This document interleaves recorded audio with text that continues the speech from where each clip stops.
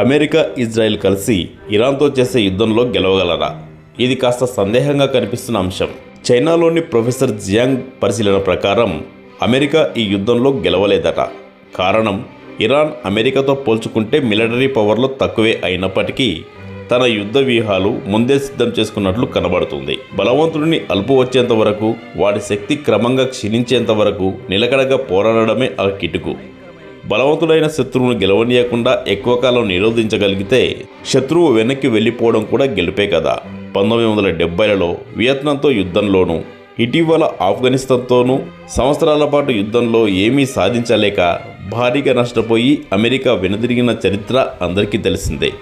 ఆ యుద్ధాలలో అమెరికాకు లోకల్ జనాలు సపోర్ట్ చేయలేదు. వారి సైనికులను గెరిల్లా వార్ లాంటి వ్యూహాలతో చాలామంది అమెరికన్లను మట్టుపెట్టాయి.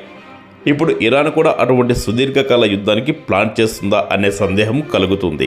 2026 ఫిబ్రవరి 28వ తేదీన అమెరికా, ఇజ్రాయెల్ కలిసి టెహ్రాన్పై ఆకస్మికంగా దాడి చేసి ఆ దేశ అధ్యక్షుడు అయతుల్లా ఖమేనీని, ఆయన రక్షణ శాఖకు సంబంధించిన అనేక మంది ఉన్నత అధికారులను మట్టుబెట్టారు.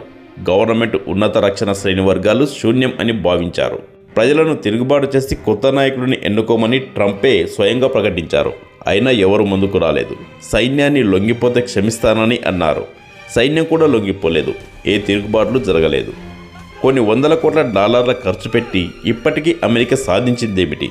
తన మిలిటరీ బేసులు పెట్టుకోవడానికి అనుమతించిన అరబ్ దేశాలు అన్నింటిపైన ఇరాన్ డ్రోన్లతో ఇప్పటికీ దాడి చేయగలుగుతుంది. ఇజ్రాయెల్ పైన ఇప్పటికీ రాకెట్ లాంచర్లను ప్రయోగించగలుగుతోంది. ఈ హర్ముజ్ జలసంధిలో నౌకలకు రక్షణ కల్పించలేమని అమెరికా సైనికాధికారులు చేతులెత్తేస్తారని ఈరోజు టీవీలో వార్త కూడా రావడం జరిగింది.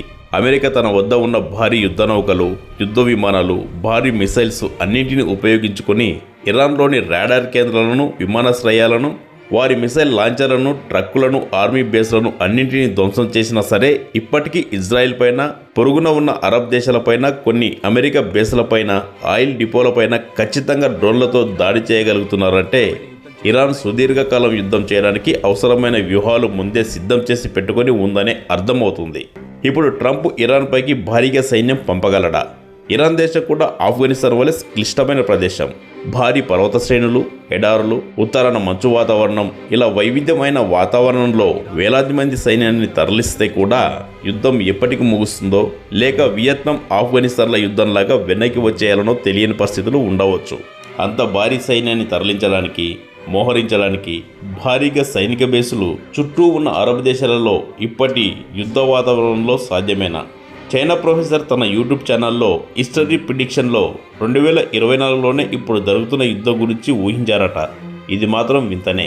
ఈ వీడియో నచ్చితే లైక్ చేయండి, మా ఛానల్ సబ్స్క్రైబ్ చేసుకోండి.